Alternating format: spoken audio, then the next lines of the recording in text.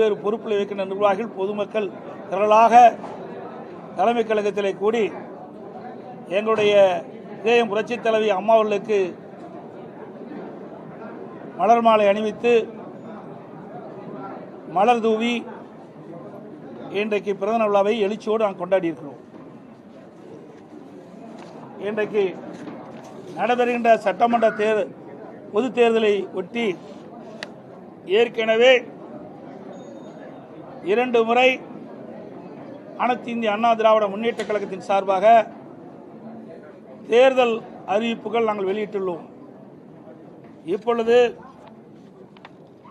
அனைத்து இந்திய அண்ணா திராவிட முன்னேற்ற கழகத்தின் சார்பில் 3வது கட்ட தேர்தல் அறிவிப்புகள் வெளியிடுகிறோம். அறிவிப்பு 1, திரு ஸ்டாலின் தலைமையிலான நிர்வாக திறனற்ற விடியா திமுக ஆட்சியில் கடந்த 5 ஆண்டுகளில் அத்தியாவசிய பொருட்களின் விலைவாசி விஷம்போல் ஏறி மக்கள் கடுமையாக பாதிக்கப்பட்டுள்ளனர்.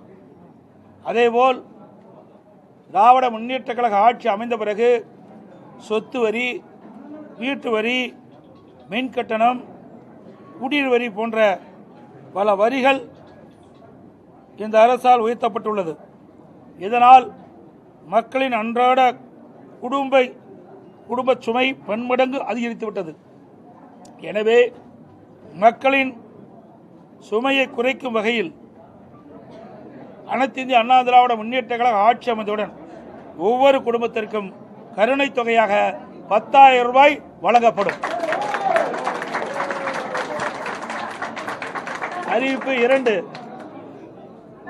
வேலைவாய்ப்பு அலுவலகங்களில் நம்முடைய இளைஞர்கள் பதிவு செய்து வேலைக்காக காத்திருக்கும் பட்டதாரிகளுக்கு மாதந்தோறும் 2,000 ரூபாயும் +2 வரை படித்து வேலைவாய்ப்பு அலுவலகத்தில் பதிவு செய்துள்ளோருக்கு மாதந்தோறும் 1000 ரூபாய் உதவித்தொகை வழங்கப்படும். அறிவிப்பு 3, மீன்பிடி தடைக்காலங்களில் மீனவர்களுக்கு தற்போது வழங்கப்பட்டு வரும் நிவாரணத் தொகை 8,000 ரூபாய். இந்த 8,000 ரூபாயிலிருந்து அதிமுக ஆட்சி மலர்ந்தவுடன் 12,000 ரூபாயாக உயர்த்தி வழங்கப்படும். ஒவ்வொரு ஆண்டும் தைப்பொங்கல் அன்று வழங்கப்பட்டு வரும் பொங்கல் தொகுப்புடன் சேர்ந்து 1000 ரூபாய் பொங்கல் பரிசாக வழங்கப்படும். கைத்தறி நெசவாளர்களுக்கு தற்போது வழங்கப்பட்டு வரும் விலையில்லா மின்சாரம் 300 யூனிட்டிலிருந்து 450 யூனிட்டாக உயர்த்தப்படும். விசைத்தறி நெசவாளருக்கு தற்போது வழங்கப்பட்டு வரும் 1000 யூனிட்டிலிருந்து 1400 யூனிட்டாக விலையில்லாமல் அவர்களுக்கு உயர்த்தி வழங்கப்படும். நகர பகுதியில் நடைபாதை ஓரமாக கடை வைத்திருக்கும் சிறு வியாபாரிகள் கூட்டுறவு வங்கியில் வாங்கிய கடன் முழுவதும் தள்ளுபடி செய்யப்படும்.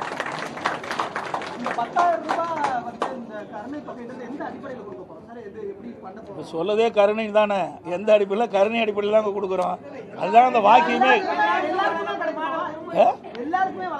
ஆமா, அனைத்து குடும்பத்தான போட்டுக்கிறோம். குடும்பத்திற்கு வழங்கப்படும் தான் கொடுத்துக்கிறோம். ஒரு முறை தான் வழங்கப்படும்.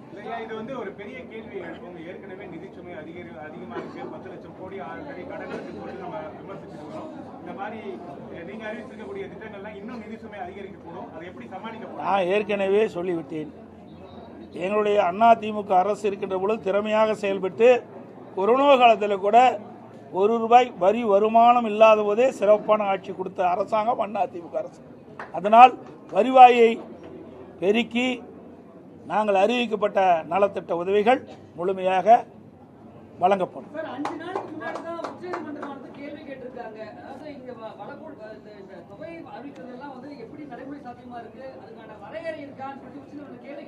அதுக்கு தாங்க நான் சொல்றேன், வருவாயை உயர்த்தி பெருக்கி அதன் மூலமாக நாங்கள் அறிவிக்கப்பட்ட இந்த திட்டத்தை மக்களுக்கு வழங்கப்படும்.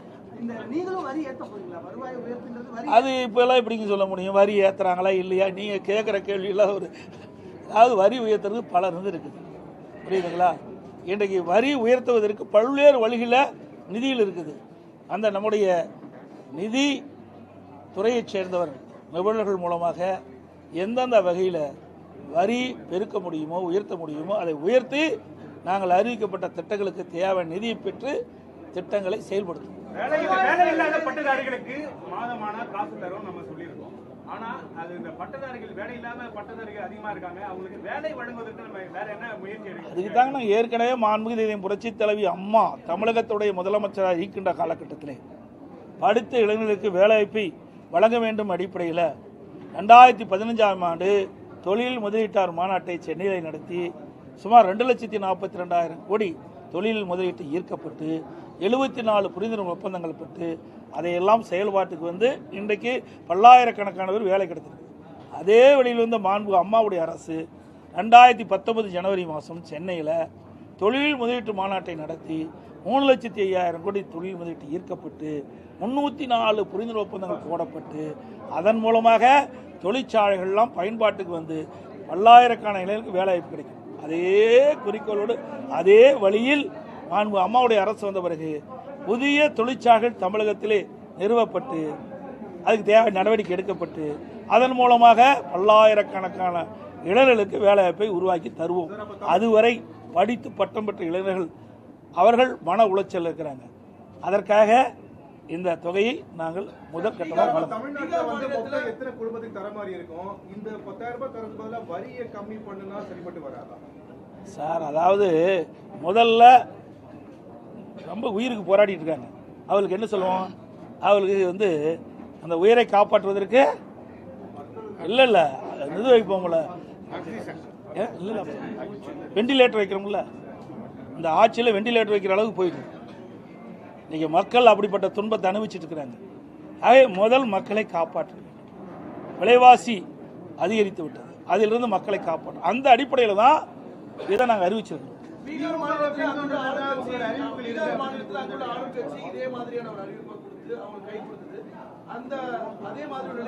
நீங்களே கேள்வி கேட்டீங்க, நீங்களே பதிலும் சொல்லிட்டீங்க, இரண்டும் நீங்களே சொல்லிட்டீங்களே.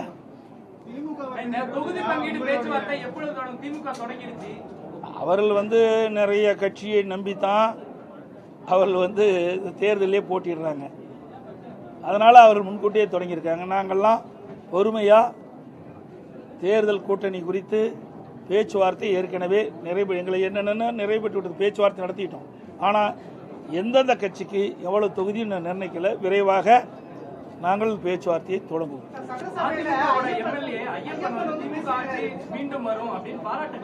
அவர் யாரோட இருக்கிறான்னு முதல் தெரிஞ்சுக்கிட்டீங்க. ஏங்க எல்லாம் ஆட்சியை முடிய போகுது, அவர் மேலே நடவடிக்கை எடுத்து என்ன பண்றது, என்ன பயன்? ஆக அவர் யாரோடு இருந்தார் உங்களுக்கு நன்றாக தெரியும். அவர் யாரோடு சேர்ந்திருக்காருன்னு உங்களுக்கு தெரியும், யாருக்கு ஆதரவாக செயல்பட்டுருக்கான்னு தெரியும். இதையெல்லாம் தெரிஞ்சுக்கிட்டு இந்த கேள்வி எங்க நடத்த கேட்குறீங்களா?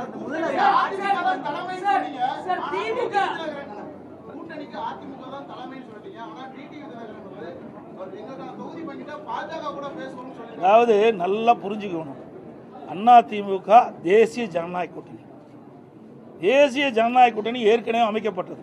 இப்போ அதிமுக அதில் போய் சேர்ந்துருக்குது. ஏற்கனவே தேசிய ஜனநாயக கூட்டணி இடம்பெற்றிருக்கிற கட்சிகள்லாம் அவர்கள் அதன் மூலமாக நாங்கள் சீட்டுகளை பெறுவோம்னு சொல்லியிருக்கிறாங்க. அந்த அடிப்படை தான், புரியுதுங்களா? வேற ஒன்றும் கிடையாது.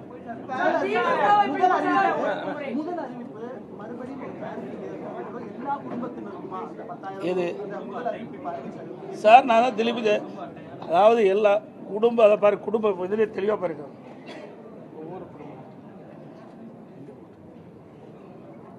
ஒவ்வொரு குடும்பத்திற்கும் கருணை தொகை 10,000 நாங்கள் அது உங்களுக்கு ஜெராக்ஸ் கொடுப்போம்.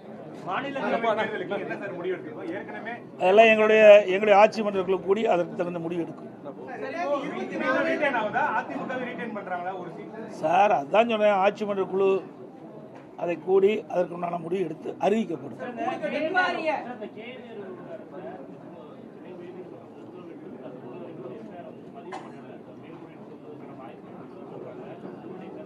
சார் என்றைக்கு திமுக நீதிமன்றம் கொடுத்த தீர்ப்பை ஏற்று அமுல்படுத்தி இருக்குது.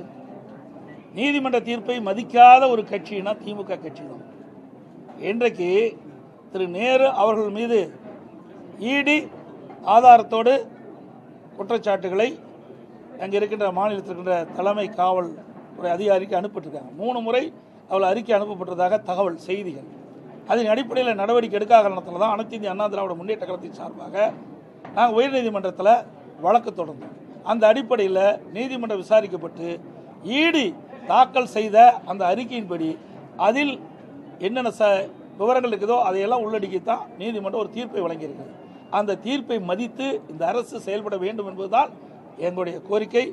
செயல்படும் என்று நாம் எதிர்பார்க்கிறோம்.